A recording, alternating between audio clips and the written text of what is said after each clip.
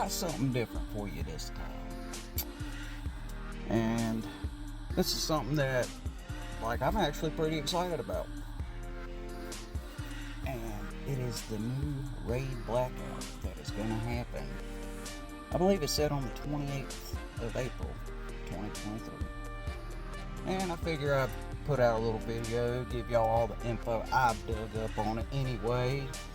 And that would help y'all out, but they are overhauling the raid system, and we get a brand new raid, the motherfucking Crate Dragon, cuz going back to the Mando.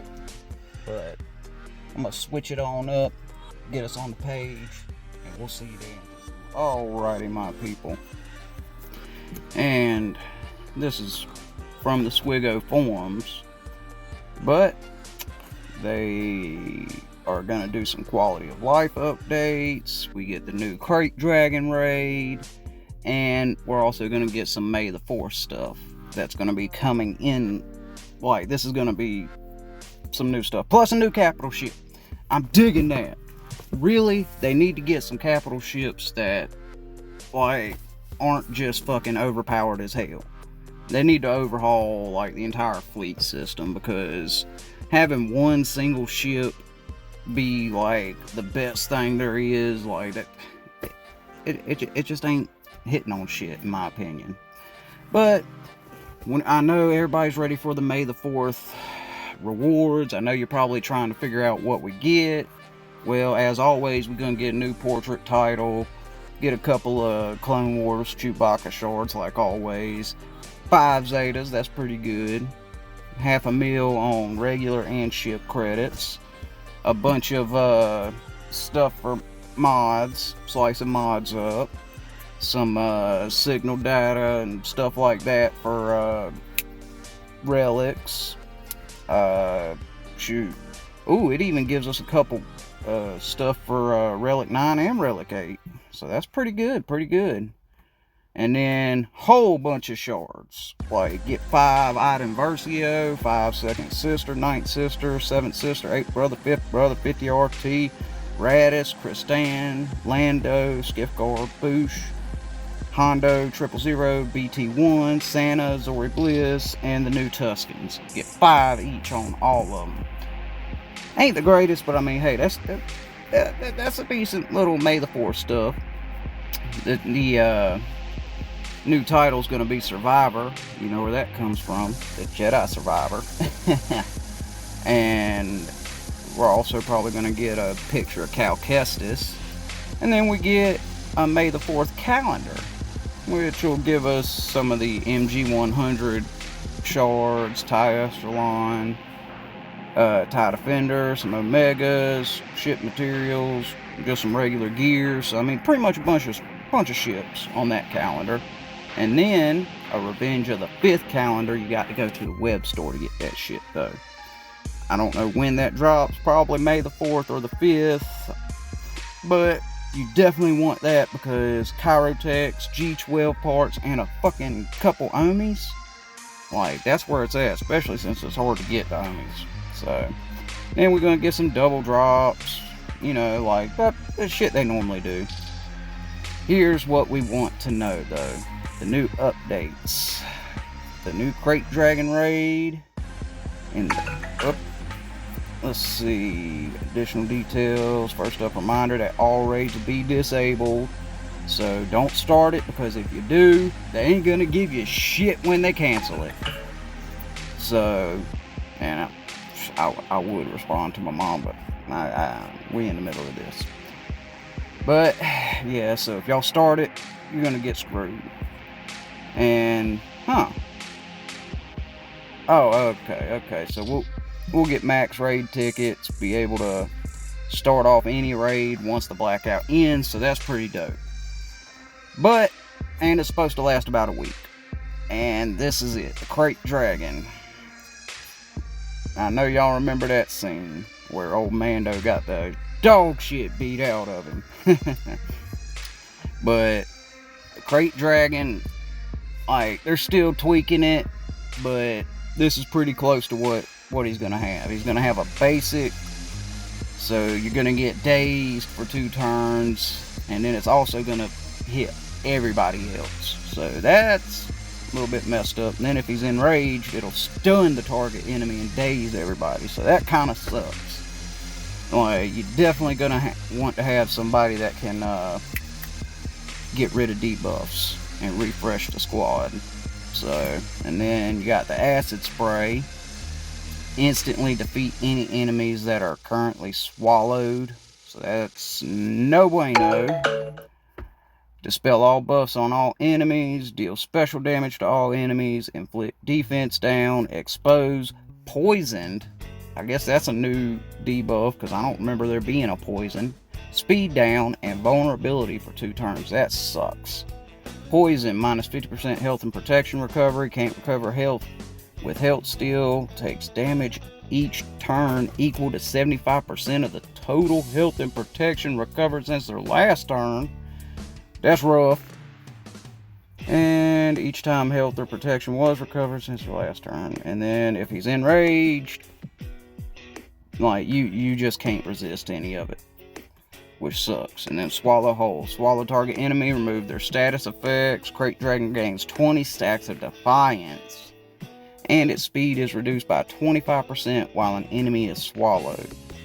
When fearsome defiance is removed, the swallowed enemy is returned. If the swallowed enemy is the last enemy, the battle immediately ends. This ability starts each battle on cooldown with 1 turn remaining. So at least they can't just like hit you with that right out the gate like the Cran Core can just grab you and swallow your ass, because that sucks. Essentially, I think swallowed is like a mixture of isolate and probably stun. I'm probably feeling that's what that is. So, give me a sec. It is a bit toasty today.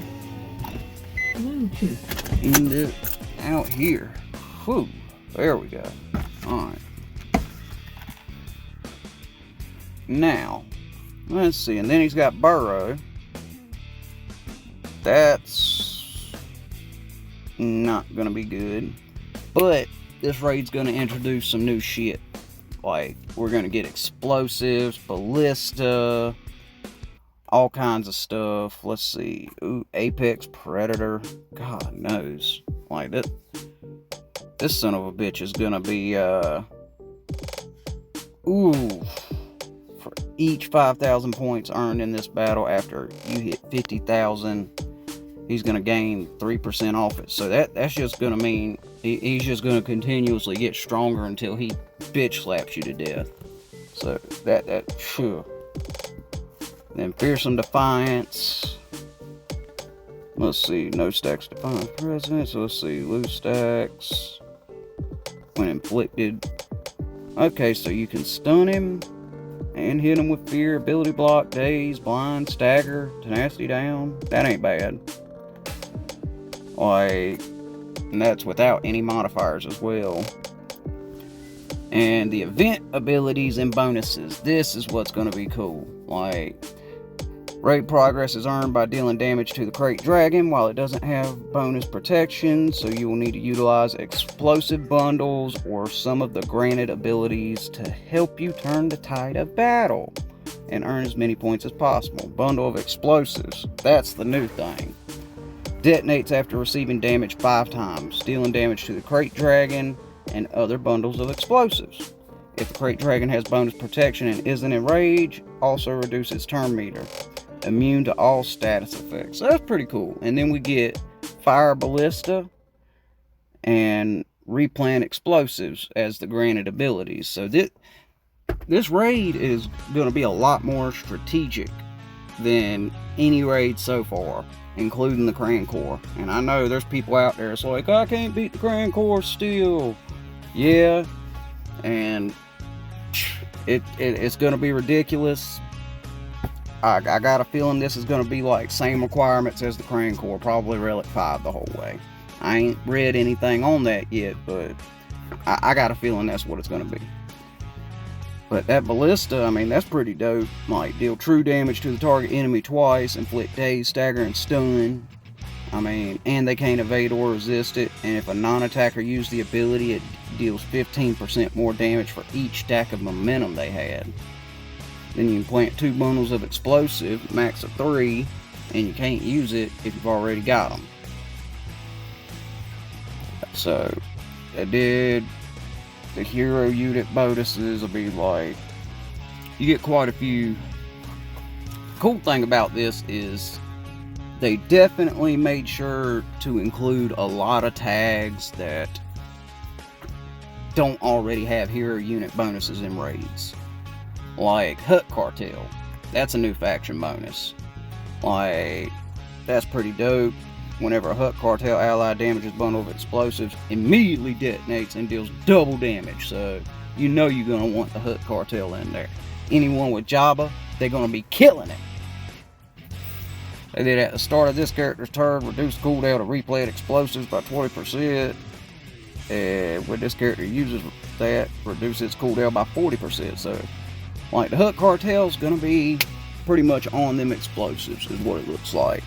The Jawas, like, let's see, so they're gonna get basically double health and protection. Like, they'll dispel debuffs. Whenever they inflict a thermal detonator, they're gonna damage, like, the damage that enemy receives and from the Jawas and the detonators is increased by 8% for each active Jawa. So that can be like basically 40% roughly, or, well, I don't know if it counts the one using it, but it should be 40% whenever you got a full squad. So that's pretty dope. And then Mandos, that's pretty dope too, that they added a Mando tag. Like, so the Mandos are immune to poison. That's great. Like, ugh. The damage they deal though is reduced by 50%. It doesn't trigger turn meter gain on enemies though. And they have a 75% chance to inflict tenacity down, so they don't get the greatest bonus. But, I mean, like, they're immune to that poison, so that's pretty dope. Old Republic. Now,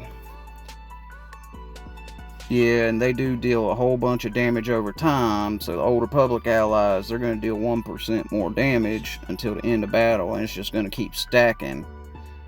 So, the more DOTs you put out, the more damage you end up doing throughout the battle. And then the first time they attack out of turn, 75% chance to inflict DOT. So that's pretty dope. And then the Tuskens, they finally got a faction bonus. And I mean, the cool, like, they're gonna be about that fire ballista, is what it looks like. Plus they get extra potency and deal 5% more damage for their momentum, and you know they be beefing up that momentum like crazy. And then, you know, there's always going to be modifiers. So let's see. Oh, okay. So, we're actually going to have different difficulty levels, like the OG raids, like the Sith. Well, the Sith's only got 2, but the tank and the original pit. Level 1 would be G12, level 2's Relic 1, level 3's Relic 3. They don't have a heroic, I guess. God knows, that level 6 is going to be insane. So, basically, we're not going to find out any of the modifiers that you're going to get for the last 3 levels until it drops. But, I mean, at least, like, you get the extra modifiers, so, which, let's see, always re-choose an attempt again without penalty. If you submit that attempt, allowing you to retry without submitting a score as many times as you want. Fires also participate in the event. Base difficulty will be around G10. Heroic Sith Triumvirate. Just balance it. Okay. So, like, that's pretty cool, but, like, what I don't understand about this, like, what, well, I don't know. I mean, like, honestly, the 3 OG raids, the Pit, the Tank, and the Sith raid, they all gave you shards for different ones on Heroic. So I guess this isn't gonna introduce a new character immediately. If it would, then I feel like it would tell us about the shards. But so I feel like my guild's probably gonna try that level 3 out the gate. Maybe level 2. I don't know. But I mean, like, for the ones that don't know what to expect, I go level 1. You can come in it with G12s, knock that shit out, probably win relatively easily. So, I mean, that's not bad. That's not bad. And then they're going to be doing some quality of life changes. Like, they're going to update the new raids, give us a new raid system. Like, let's see. There are 2 quality of life changes in particular that they're going to announce: territory battle stat tracking improvements and fleet management. So that's pretty good. Like, we do need some improvements on fleet management, that's for sure. Alright, now it looks like we're actually going to get a leaderboard for our guilds. Like, yep, new tools better track territory battle performance among guild members. Tracking which guild members are the all-stars and which need a reminder to get up off their fucking ass and do some goddamn work.